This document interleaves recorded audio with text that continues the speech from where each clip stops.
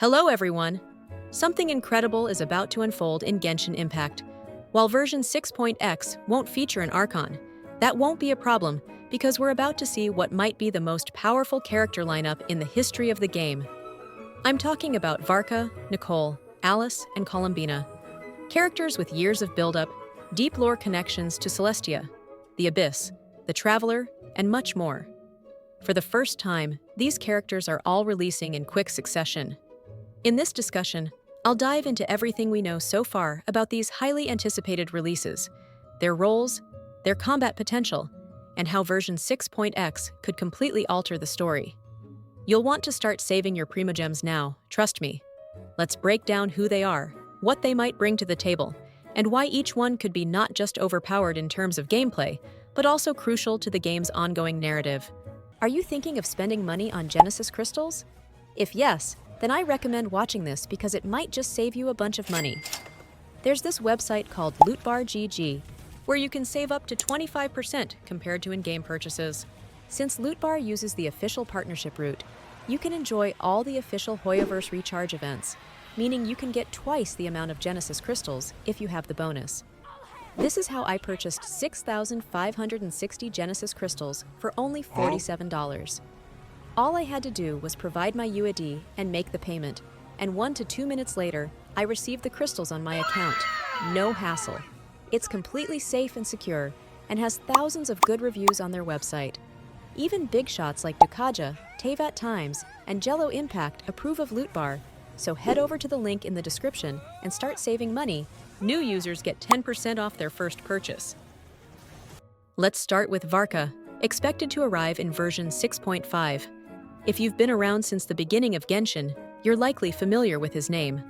Varka is the Grandmaster of the Knights of Favonius, the one who trained Jean and led the expedition that took most of Mondstadt's forces away from the city.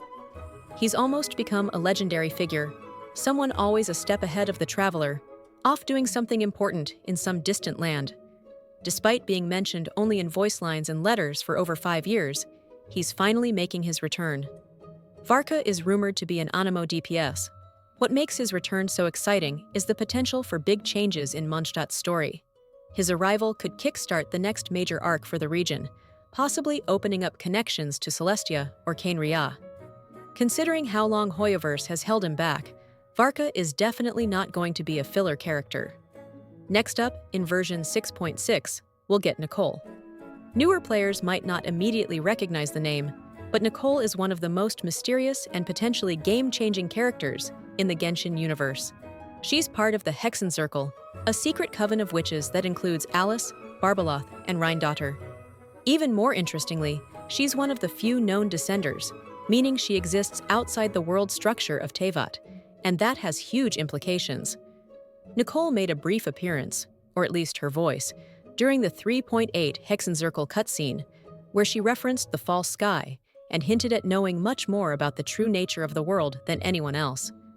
As for her gameplay, she's rumored to be a cryo support. Then, in version 6.7, Alice finally makes her long-awaited debut.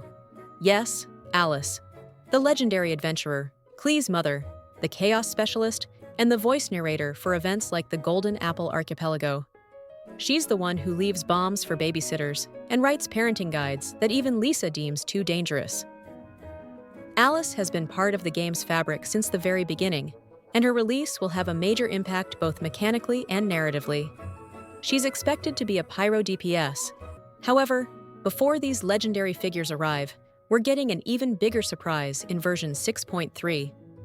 Columbina. If you've followed the Fatui storyline, you already know just how important this character is. Columbina holds the rank of 3rd among the Fatui Harbingers, above Arlecchino and Scaramouche. She might appear innocent and childlike, but she is known to be one of the most terrifying Harbingers, a fact emphasized by characters like Tartaglia. She's rumored to be a Hydro DPS, and while we don't have confirmed details yet, it's safe to say that a 3rd-ranked Harbinger will not be weak. Expect her to have an impactful and dangerous kit, making her one of the most anticipated releases of the cycle. Now, here's where things get really interesting. Version 6.x won't have an Archon, and that's a big deal. Every previous region update has centered around an Archon, Venti, Zhongli, Raiden Shogun, Nahida, and Furina. But this time, we're seeing something different. Instead of one central Archon, Hoyoverse is stacking the entire 6.x update with major, highly anticipated characters, each of them feeling like an event in their own right. From version 6.3 to 6.7, we're getting Columbina, Varka, Nicole, and Alice. Each one of them has years of buildup, deep lore connections, and the hype to stand shoulder to shoulder with any Archon-level unit. It's clear that Hoyoverse has a pattern. The more a character is hyped in the lore, the more powerful they tend to be when they finally release. Given the lineup and the momentum Genshin has right now, it wouldn't be surprising if version 6.x becomes one of the most profitable and talked about regions ever. That's all. Let me know who you're excited for the most in the comments. Thanks for watching and subscribe, or you'll lose your 50-50 to Chi-Chi.